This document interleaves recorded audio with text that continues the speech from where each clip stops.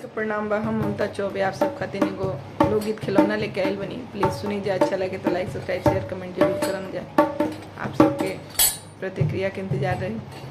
अरे नौ नदी हम ना बोलाई भी ना